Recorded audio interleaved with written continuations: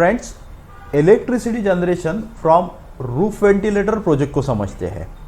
अब आपने देखा होगा ऊपर रूफ वेंटिलेटर घूमते रहता है। जहाँ पे भी कोई वर्कशॉप होता है, इंडस्ट्रियल एरिया होता है, जहाँ पे वो पर्टिकुलर एरिया में हीट जनरेट होता है, वहाँ पे ये रूफ वेंटिलेटर यूज़ करते हैं। ये रूफ वेंटिलेटर करता क्या है, घूमता है और नीचे की जो एयर है उसको सक करता है और बाहर भेज देता है, और बाहर की जो ठंडी एयर है उसको अंदर भेजता है। तो रूम के टेम्परेचर को मेंटेन करने में ये हेल्प करता है।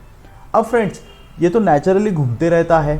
अब ये घूमने का जो उसका मोशन है, क्या हम उसको यूज़ कर सकते हैं टू जनरेट इलेक्ट्रिसिटी? तो हमने एक एक्सपेरिमेंट किया है, तो डेफिनेटली हम इसको इलेक्ट्रिसिटी जनरेशन में यूज़ कर सकते हैं। इसका स्ट्रक्चर कैसे रहेगा उसको समझते हैं। फ्रेंड्स, इस प्रकार से हमारा वेंटिलेटर होता है, जहाँ पे उसका पिवोटिंग होता है और यहाँ पे उसको सेंट्रलाइज एक पिवोट पॉइंट पे रेस्ट किया होता है। तो ये रेस्टिंग पॉइंट कंटिन्यूस घूमते रहता है और रेस्टिंग पॉइंट के अक्रॉस।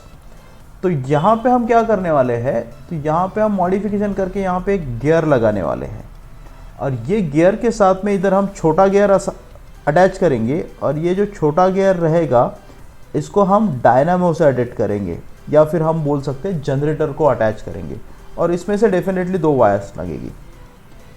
अब यहाँ पे अगर हम वोल्टेज को मेजर करें तो डेफिनेटली हमारा वेंटिलेटर घूमेगा, और वेंटिलेटर के असेंबली के साथ में ये डायनामो घूमेगा। डायनामो घूमेगा तो ये वोल्टेज जनरेट करेगा। अगर डायनामो हमारा 12 वोल्ट और जनरली 200 से लेके 300 मिली एम्पियर तक होता है, तो डेफिनेटली जब ये फुल स्पीड से घूमेगा तो ये जनरेट करेगा 12 वोल्ट, और करंट हमें मिलेगा 200 से 300 मिली एम्पियर। तो ये पर्टिकुलर करंट को और वोल्टेज को हम इन जनरल पावर को बोलेंगे बैटरी में सेव कर सकते हैं, और बैटरी को चार्ज करने के लिए हम ये पर्टिकुलर वोल्टेज करंट को यूज़ कर सकते हैं। अब ये जो पर्टिकुलर वोल्टेज या करंट जनरेट होगा, वो अगर एक लेवल से कम है तो बैटरी ठीक से चार्ज नहीं होगा, बैटरी को ये डैमेज कर सकता है। जब ये पर्टिकुलर रेंज में आएगा तभी हम इसको बैटरी को कनेक्ट करेंगे, और बैटरी को कंटिन्यूस चार्जिंग की आवश्यकता भी नहीं होती है। अगर बैटरी फुल्ली ऑलरेडी चार्ज है तो, और फिर उसको चार्ज हम कर रहे हैं तो बैटरी ख़राब हो जाएगी। तो हमें बैटरी डिस्चार्ज है ये भी आइडेंटिफाई करना पड़ेगा। जब फुल चार्ज हो तो हमारा जनरेटर भले ही घूमते रहेगा, बट उसको बैटरी से हमें कनेक्ट नहीं करना पड़ेगा। और जनरेटर अगर धीरे घूम रहा है और वो काफ़ी वोल्टेज कम जनरेट कर रहा है, तभी भी बैटरी हमारा कनेक्ट नहीं होना चाहिए। तो ये पर्टिकुलर चीज़ को कंट्रोल करने के लिए हमारा सर्किट स्कीमेटिक कैसे रहेगा वो देखते हैं। फ्रेंड्स, ये हमारा जनरेटर है जो कि हमारे बैटरी से हमें कनेक्ट करना है, बट हम डेफिनेटली इसको रिले के थ्रू कनेक्ट करेंगे। अब रिले एक डिवाइस है जो कनेक्ट एंड डिस्कनेक्ट कर सकता है। एक इलेक्ट्रोमैग्नेटिक स्विच होता है, और यहाँ पे हमारा ये बैटरी से कनेक्ट है, plus minus. So this is battery.